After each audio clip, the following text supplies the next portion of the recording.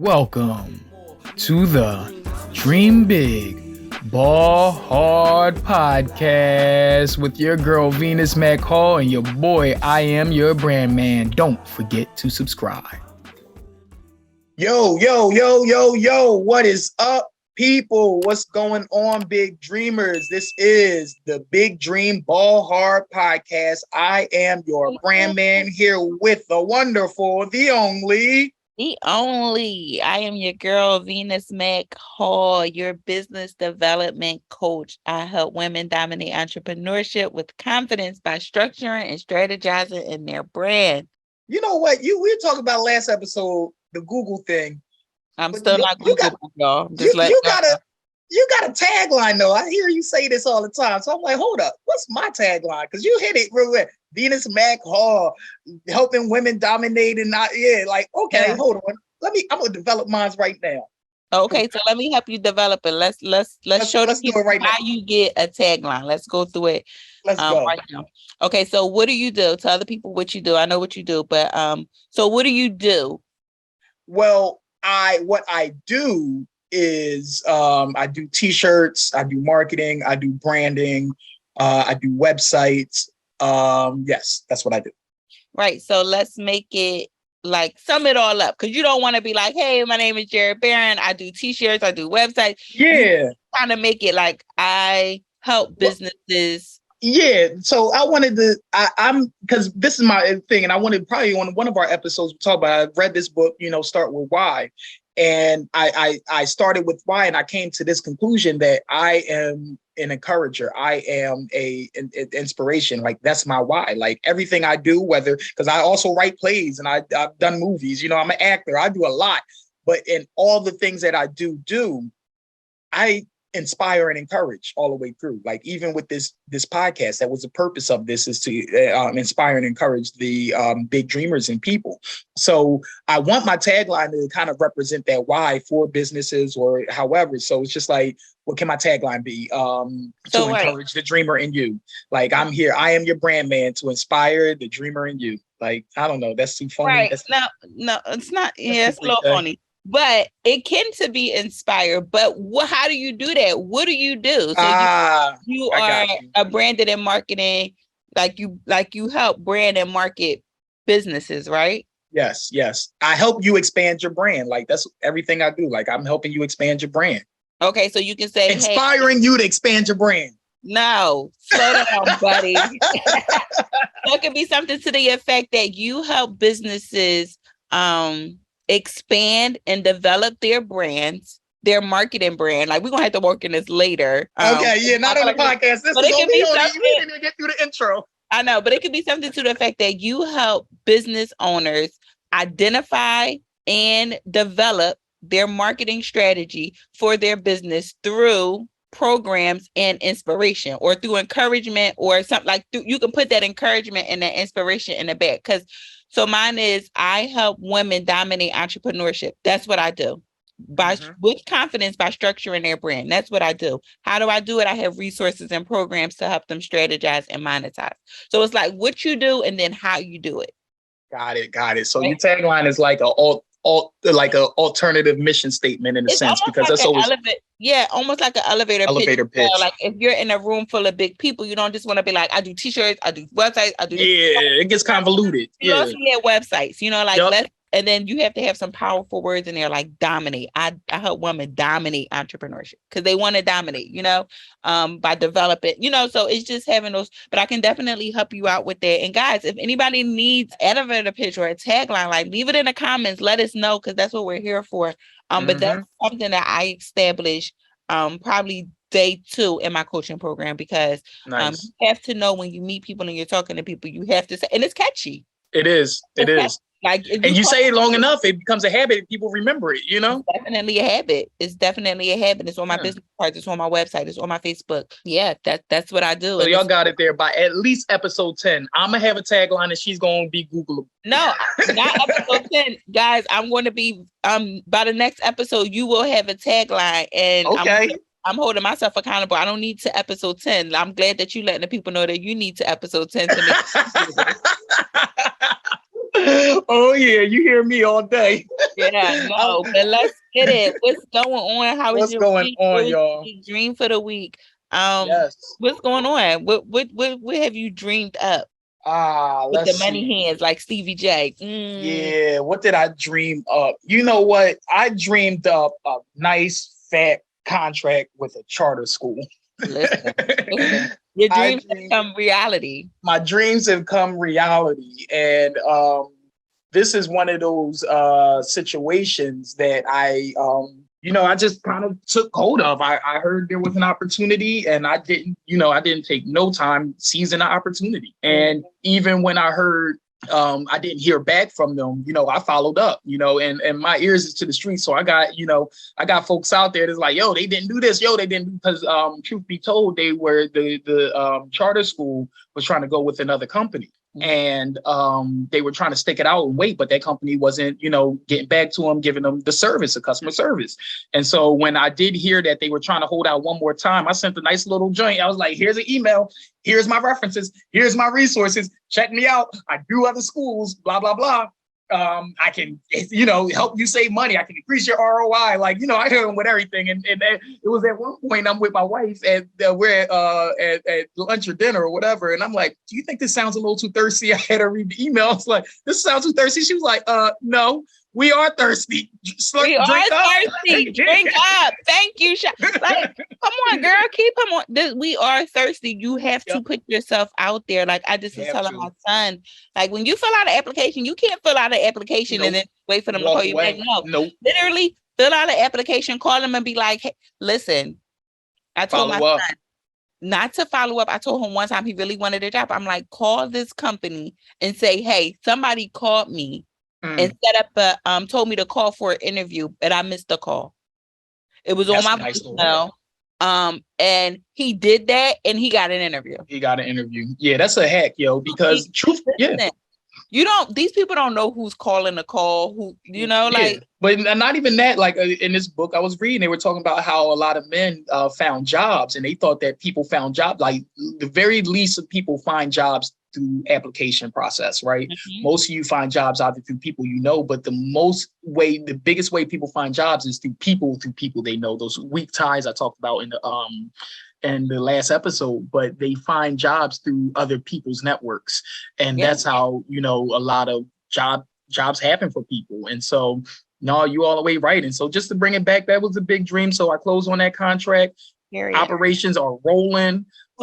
Orders are coming in, praise God, let's get it. So big dream fulfilled, big dream came through.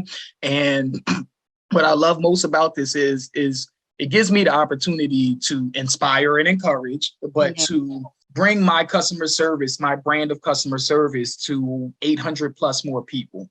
And I know for a fact that will double, like that 800 will become 1,600 because I don't play. So I know they're going to call their sister school. They're going to say, yo, Brand Man is hooking our folks up and they happy. Our stuff is all throughout Southwest Philly. We looking good. So I am hyped about seeing this dream take me to the next level. Let's do it. What else?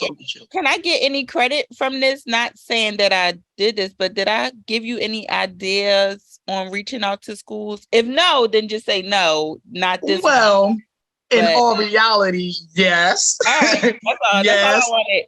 But there is a but, because when we did talk, we talked about reaching out to schools in regards to my love for acting and doing the plays and being able to do that with the schools. But the shirts was all in there. The shirts was included in there because you mentioned about taking it there. So no, you did mention that. You did mention that in our session. Listen. Yo, but, let me brag on you for a second since you wanted to. Go ahead, let me be quiet. Because I feel like you throwing it at. Listen, I had a coaching session with the wonderful Venus Mack-Hall. She's like, you know what? Let me coach you because you always giving me this. And let me coach you. So we had this coaching session, and I'm gonna just be flat out. From that coaching session, she inspired so many ideas that I took and I ran with, and then even more ideas that I kind of just put to the side and say I'm gonna come back to it. But the biggest idea she gave me made me $400 that week. And so that's what you get when you work with Venus Mack-Hall. Literally, she was like, yo, Why don't you? It was the play. I did shirts for a summer camp. I was like, yo, they got a play coming up. X, Y. She was like, why aren't you doing shirts for that play? Why don't you got a table set up for this? I was like, I didn't think about it. Literally the next day, sent off the email, yo, I got these shirt designs, whipped up a mock-up, but made whatever little shirts I had in stock, took that to the show, killed it. So my brain just went off. And so when you get these contracts with these schools, do you have a certain design that you have to do, or are they giving you free range? It depends. It depends on where the school's at in their branding. So this charter school that I'm working with, they already had a logo, but they wanted it modified. Okay. And so I modified the logo. Yep. And that's all a part of the process. Now, the other school that I work with a private school. They have a brand guy. They have a marketing guy that does design. So he just sends me straight over to everything. Right. So what I was thinking, I'm sorry to cut you off. I didn't mean to cut you off. No. What I was thinking, let's say the school is called Kappa, because we already talked about Kappa on the episode before. So let's just use Kappa. What if you could make a t-shirt that say Kappa Mom or Kappa Dad? Could you do that? Yep. And so you hit it on the nail. My next and just have it on a website and just if I get it, they get it. Or parent swag all day. And so I just that's on my to-do list to reach out to the marketing guy at the private school to say, because parents, what I noticed is sales are drying up with the uniforms, because all the parents that want to buy uniforms already done bought it. School done started, right? And so I'm like, all right, we need something else selling. So of course I'm marketing and promoting the long sleeves and the hoodies and the sweatshirts. But once those are going, once parents bought those up, what next, right? So I'm like, parent swag all day, parent swag. So I'm a cornerstone parent. I need that stuff. I need that. So I'm reaching out to them today to get that out. CCA for life, just little for life. Yeah. All day. So I don't have free range in the sense I do have to ask permission because it's their brand, that I'm playing with. So, but no, I do have free range in the sense of offering up the option. Now, who's going to turn down that money? Because they know I'm a hustler. They know I'm a seller. And so we'll see how that conversation goes. Next episode, I'll let y'all know about that parent swag. Let's go. What was your big dream, V? Let me see what I had going on this week. Oh, so I'm really just not even this week, just in weeks prior and weeks to come. I'm really focusing on 2023. I know I was talking to you about 2023 probably in August, September. Because I'm a believer on what's next. But now at this point, this is October the 11th. If you're not thinking or planning about 2023 in your business, you have already failed. It is time to start planning for the next year. We are already in the fourth quarter. We are doing the things that we have already said we were going to do in the fourth quarter. And that was about the next year, 2023. So if you're not planning for 2023, start today because you're already behind. And so, that's what I've just been doing. Just trying to plan, adjusting prices, playing with prices, putting things in systems in place for my clients to make it more affordable to them.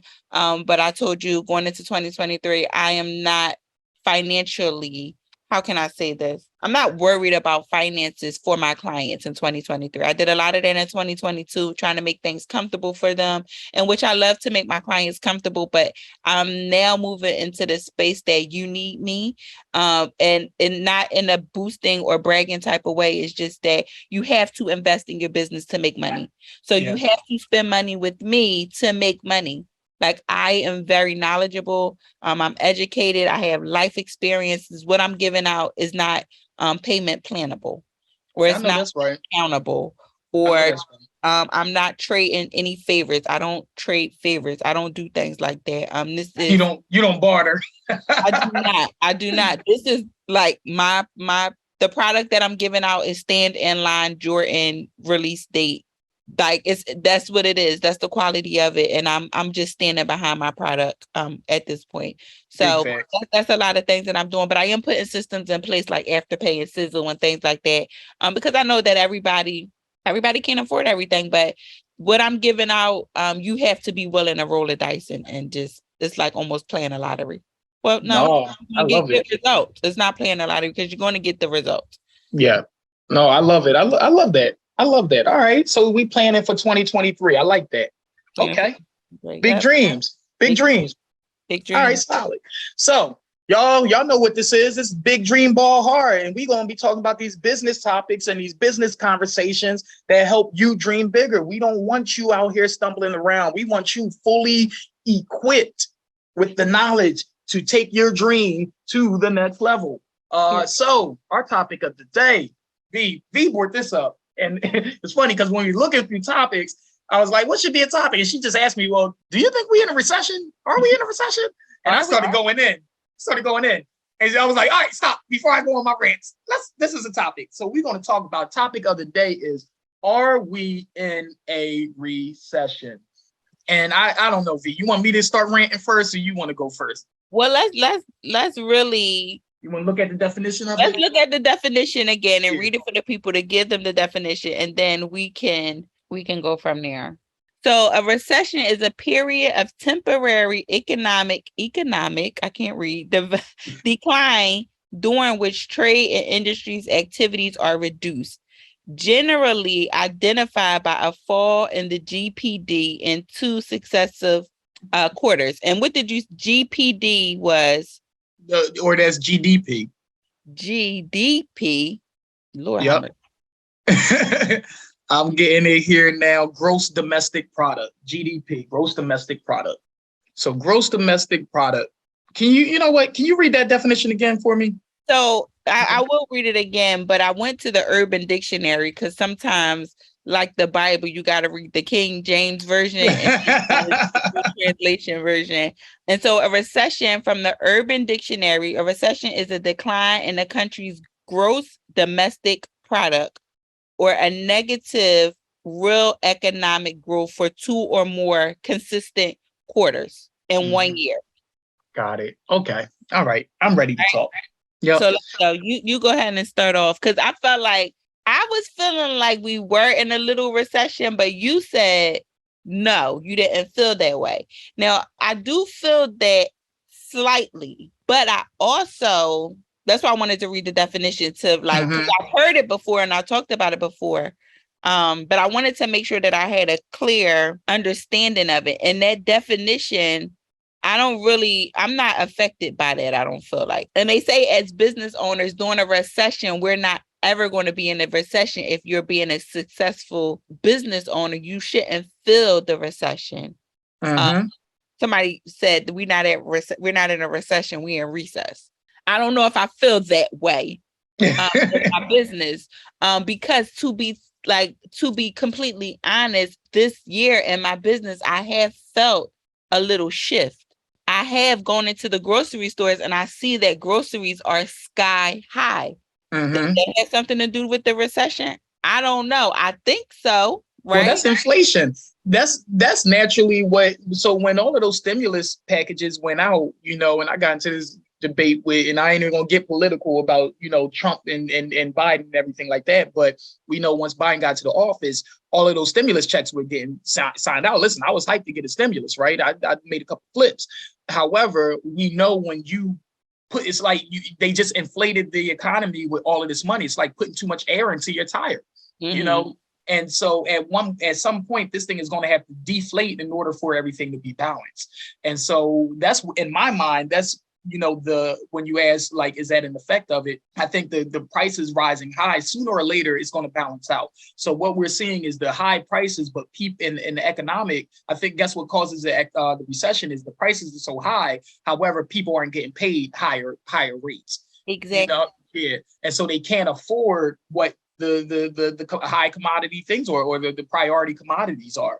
And that's where it kind of hits. But when you had asked that before, I was just like, honestly, I'm used to being, pro-black and, X, Y, and Z, right? Because I'm like, recession, I'm like, I never like recession. I guess I've been through 2 or 3 of them, with the housing crash and, the 2008 or however, but I never felt that. Like I told you, I was like, I was renting.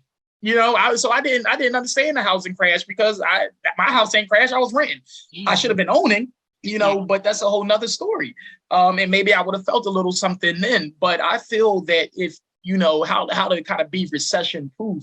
I heard a lot of people talk about it. And I think, like you just mentioned, owning your own business is definitely, or owning multiple businesses is definitely a way of becoming recession proof, because when you work for somebody, if their bottom line gets hit hard, what gets hit really with that recession is like, if those projections or those, if they had a bad day in the market, because a lot of these businesses are public. And so we had these major public businesses doing bad in the markets, and they got consecutive quarters, like the definition said, going bad, then they got to let people go in order to make up that money. Because we know, as all business owners know, payroll is your biggest expense. Payroll is always your biggest expense. And so people are going to slim that fat quickly. And so while they're firing people off, the people can't get another job.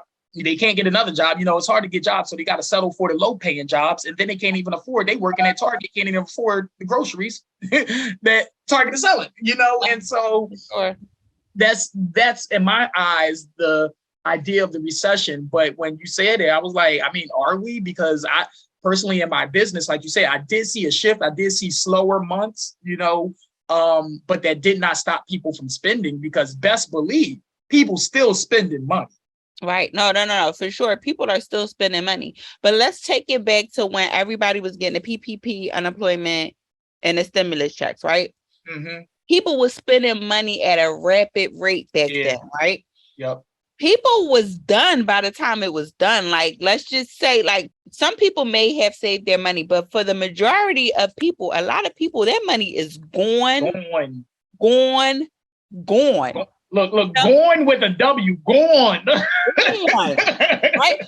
And I feel like they raised the prices and things after the money was gone. Well, that's actually what inflation does. So it's too much money in the economy. It's too much money flowing around in the economy. So the prices have to go up to match the money flowing around. And so that's literally, I'm going to look it up so we have a clear. But the money wasn't floating when the prices got raised. The money was gone. It was gone, right? And so, like, literally, so, okay, we shop in the supermarket and we spend cash, right? To be honest, that's one of the hardest things I do as an adult, is to go into the supermarket and spend money. It's very heartbreaking, okay? Mm-hmm. So I'm always looking at prices because I'm trying to figure out what's what. And I know everybody knows the Hawaiian Punch, the big jug of Hawaiian Punch. I used to give it to my kids when they were growing up because the drink was like $1 and something, and it was cheap, Sorry about that. I was a young mom, but that's what my kids drank. In the supermarket right now, that Hawaiian Punch is $5.68. And I'm just like, ain't no goddamn way that this $1.98 drink, which it was $1.98, because my husband likes it as well. So I make sure I always pick up a jug because it lasts forever. And y'all want to drink this little nasty stuff? Go ahead. There's no way that went from $1.98 to $5.68 in a year's time. Mm-hmm. That is ridiculous. And I said to my husband all the time, my husband has a job. I'm a business owner, but it's no way that a single mom working a regular 9-to-5 can survive with these prices. You have to feed your family. Buying food is just something that we have to do. I'm complaining, and I'm in a 2-parent household with 2 to 3, 4 incomes, right? So a single mom with 1 income, the struggle bus is real. The struggle bus is struggling. Yeah, all day. First of all, you don't qualify for food stamps when you work a job. When you're working, right? You're not getting no food stamps. So they're working. Let's say they have 1 or 2 children. You don't qualify for food stamps, so you got to buy food. You still have rent. You still have bills. You still have your kids. It's ridiculous. That's a recession. Right? That's recession. You just hit the nail on the head. Now people got to go out and get 2-3 more jobs, just to buy groceries. And we got a family of 5. So our grocery bill has definitely doubled in the last year. Like, it's ridiculous. And not even that, just like my wife goes, but I just fell the fuck out. Yeah, right. Imagine that. Like, we have a family of 3. In the summer, we have a family of 5. But that bill, like literally, that bill, I just went to the dollar store the other day because I don't know if y'all know about Dollar Tree, but Dollar Tree got some good snacks and stuff for your household. So I go to Dollar Tree first, then I go to the market. I spent $60 in Dollar Tree, and when I looked back, I didn't buy anything. And that's at Dollar Tree. And that's at Dollar Tree. So it's $1.25 now. So I had clearly about 40 to 45 items. My grocery bill is never under $150. And that's literally, I tried to do one meal at a time. Like to buy one meal for dinner, I was spending about a good $50 to $60 in a market. Yeah. It is ridiculous. And I've been watching some things, and it's funny because when I saw this little post, the doom and looming recession, I kept saying, I'm like, well, what does that mean? What does that mean? What does that look like? How do we keep ourselves from getting hit by this recession? So if you have a steady, stable job, and that's what was good for me past other recessions, I guess, is I was working 2-3 jobs already, so I had a steady thing. So I was able to kind of balance. You should definitely always have a savings, of course. But of course, the way prices are inflating, I'm sure you tap it into that savings. But that's why you should always have investments as well that you just don't touch, And so those are some things as far as financial literacy goes that will help you stay recession proof. But for the big dreamers out there, when you hear recession, I think that just means you need to understand that people are spending more on the priority commodities such as food, such as gas, traveling. So they're spending more money on that. So they might not be spending. They might skip getting their hair done this week. They might, skip getting that birthday shirt for their little Pookie. And so our jobs as business owners. Why would you call them kids Pookie? Why would you call them people kids Pookie? First off, you don't know some of the nicknames that I done put on some shirts. All right. Pookie is a little light for some of the stuff I have heard. For real. No, but you spot on, and that's why I'm feeling it in my business. For one, because women are now trying to do their hair themselves because they're like, I don't have time to pamper myself and go get my hair done because I gotta feed my kids. I cut my hair myself. I cut me and my son's hair. Reason being, I went to the barbershop last year. Well, was it last year or right after COVID got done and everybody was back out? I was like, yo, let me go to the barbershop. Went to the barbershop where it usually would probably cost maybe $35, $40, $50 tops with a tip for me and my son to get our hair cut. $90 freaking dollars. And now, a lot of people was complaining about barbers and stylists raising their prices, but y'all got to remember, our prices went up. My shampoo prices went up fast, yo. Yeah. And I was like, I was so bad. I was like, $90, bro. I was like, yo, I know inflation is coming, but I didn't know it's hitting the barber chairs first. It's definitely hitting. It's definitely hitting because our products went up. Electricity went up. Like everything went up. Wow. Everything went up. So you have to raise their prices. And then in my coaching business, people are scared to invest in becoming entrepreneurs because of this. They're scared. They got to go. They feel like they have to go to something comfortable like a 9-to-5 where they're going to get a guaranteed check. Yeah. So it's definitely hitting where it's hitting. So my question for you is talk about that a little bit. So how did you, because I straight up was like, I love you, barber, but yeah, no, I'm not doing that. That's a whole nother bill. So I'm going to figure out, I'm going to YouTube and I'm going to learn how to fade my fade. So how, what are some practices that you did? Like, how did you have to raise your prices? When did you have to raise your prices? And did your customers understand? Did you lose customers? How'd that hit for you? So honestly, I raise my prices yearly, right? Okay. And I do it twice a year. And so I would do a $5, and that's just me, with knowing that I'm giving out good quality service. I'm always doing things to change. I'm always bringing a good atmosphere. So I felt that I was okay to do that. I'm always educating myself throughout the year. So just with me growing, my prices have to grow.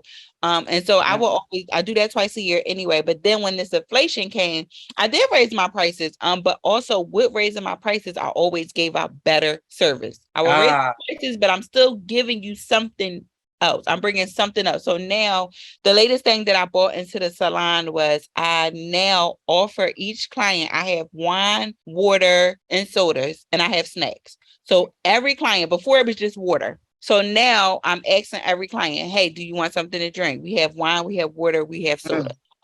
Do you want a snack? Some people like, yeah, some people like, no, I'm okay. But I'm offering that to every single client. I like that.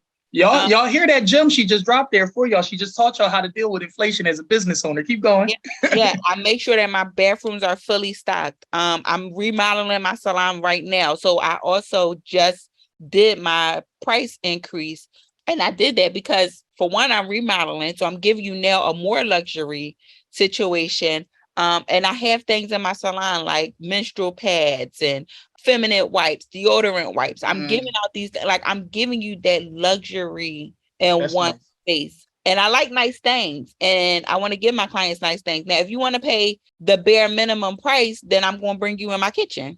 But I wouldn't. I don't do that, and I'm not knocking anybody that do that. But here you are. Here it is. Here it is. No, Some people I get it. go to that. Some people go to that, and that's fine. But I'm not giving off just, I'm doing it here. I'm giving you self-care. I'm listening to your problems. I'm encouraging you. I'm giving you a peaceful atmosphere. You're in safe hands, and you're getting healthy here. So it's not about the style. It's about the quality of the service that you're going to get. All of the things that you're going to receive. And the same thing in my coaching program. I'm giving you real life gems. I'm not telling you to go read a book. I'm not telling you to go Google. I'm giving you experience, and I'm encouraging you, and I'm motivating you. Hey, I like that. So I love it. Like, so in order to your way of battling inflation was increasing the value of the service that you deliver in that way. And I also like how you said you already kind of have a system in place where you raise your prices annually anyway. Yep. So the prices going up wasn't a big shock or a sticker shock to folks because it kind of seemed normal in a sense. But then they also are getting like this extra service. Now they got wine, you know what I mean? Like they able to take care of their feminine stuff. Like that's really dope. So like I really like that. And I'm taking away some pieces of that because it's just like you over deliver on a quality service, on a quality customer service. And that does make up for inflation. And as a matter of fact, I like how you said that because I'm like, yo, my barber offered me a bottle of water, and they tell me to go to the $5 vending machine they got right next. If they offered me a bottle of water, I probably have been back, if I didn't have to wait 6 hours and you had a conversation with Pookie and then I had to get my fade and then yeah. Oh yeah. I'm so like, no, none of that is going down at the Glam Bar Salon. It's a one-on-one experience. So when you come to an appointment with me, it's me and you.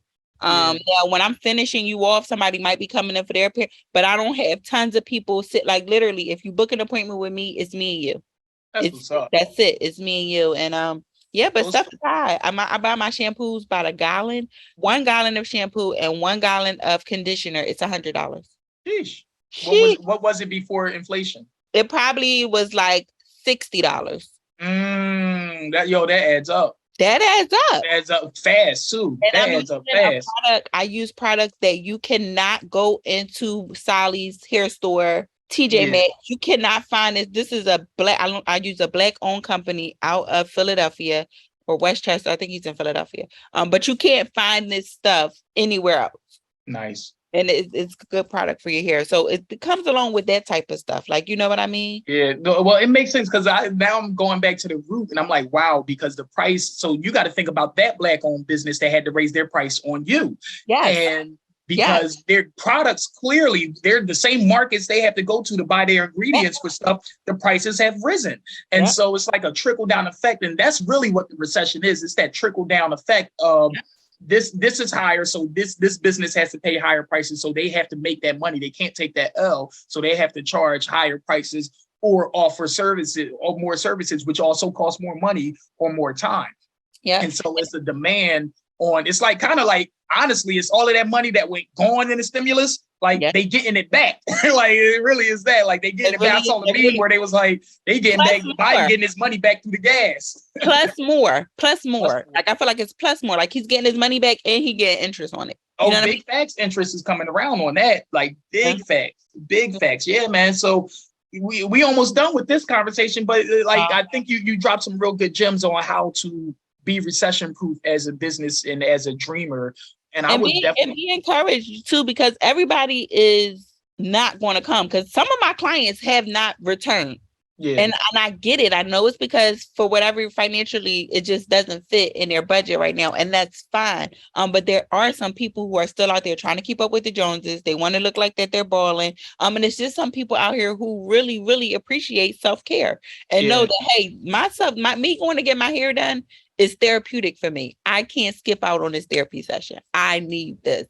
So it is still some people who's out there paying. So I tell business owners all the time, do not lower your prices. If one person paid that one price, do not go lower. Yeah, somebody else will pay it. And yeah, I like what you said. It's like, don't be discouraged because people will come and people go. But this is why you have plans in place. This is why you have systems in place. This is why you have marketing. This is why you have branding, because that machine does not stop. People are still spending money.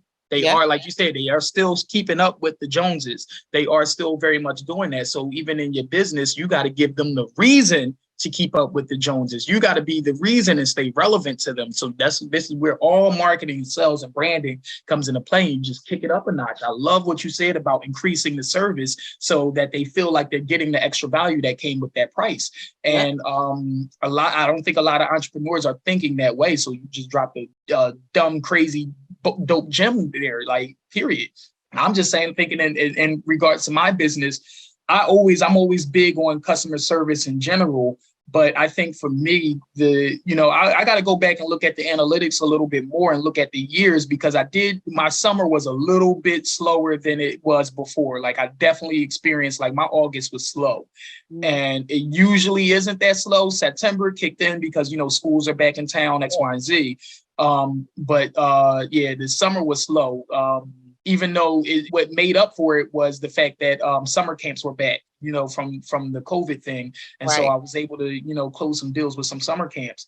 But I'm going to go back and look at the numbers and see where I got hit with this recession, because, I'm an analytics geek, but by looking at the data and looking at the analytics, I think, like, for example, if it was slow this month and I did some things and I was able to make some money, and if I apply some new techniques and the new pressures next August, it might not be slow. So if I treat it like it's slow, I'm going to be winning.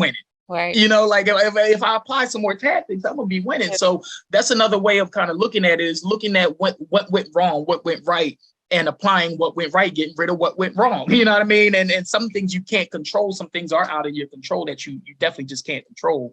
Like you said, those clients that do leave, but that's why you work well on your acquisition process of acquiring more customers and being more relevant, using word of mouth, So these are some things that you can use to fight this inflation, fight this recession. And I pray that, for that single mom or that single father or that single uncle or single grandmom or grandfather out there taking care of multiple children and off of one paycheck, I'm praying for you, because I know it's hard. And because I've been there before. I was a single parent doing that all on my own, and no food stamps, no nothing. Shoot, I remember having to pay out of pocket for childcare each week. Like, that was don't want no more kids simply because of that price tag right there. Like, and I was not getting no subsidy, no nothing.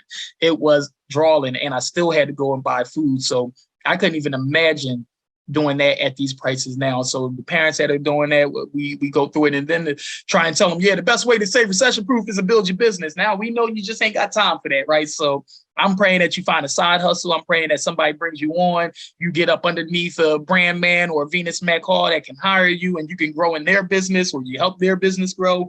But staying recession proof, I never think that the answer is getting more jobs. I did that before. I did that. It's definitely betting on yourself, because it's some ways to get out here and hustle and make some money. It's 1,000 ways to skin that money. Entrepreneurship is really risky. It really is, and people don't take it, but it's so rewarding. Almost like being black.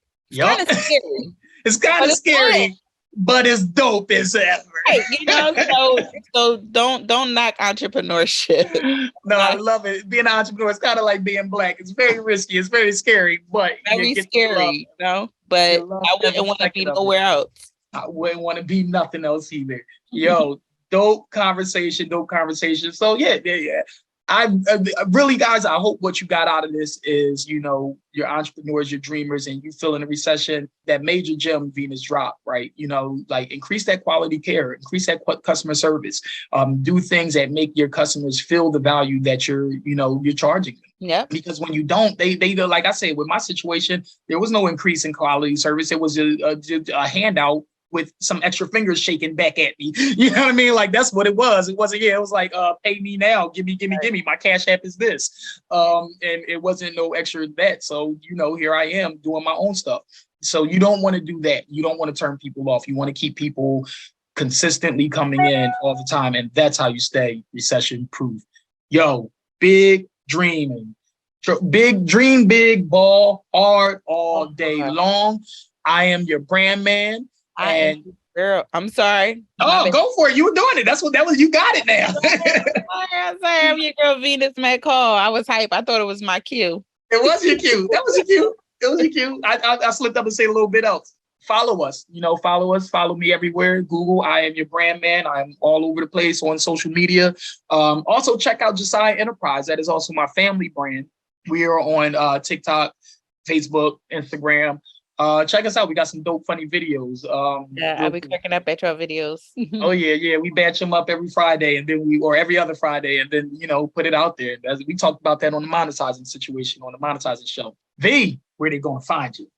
You have to physically type in www.venusmack-hall.com. No, make sure you check out my website. I have programs at all different price points to help people. I have private subscriptions. I have one-on-one coaching. I have so many things, too many to name all in this. Just make sure that you check me out. If you are a woman looking to start or scale your business, I am the coach for you. If you are not sure, let's jump on a call, consultation, and let's figure it out. And let's go from there. Just make sure you check me out or just follow me on social media. Stay connected. Stay connected, y'all. Until next time, y'all, big dreamers. Keep big dreaming. Dream big or dream bigger. That's what we doing. The bigger. Go big or go bigger. It's not, you ain't going home. You ain't got no choice. And to get the reverend voice on. All right, y'all, take it easy. It's been fun.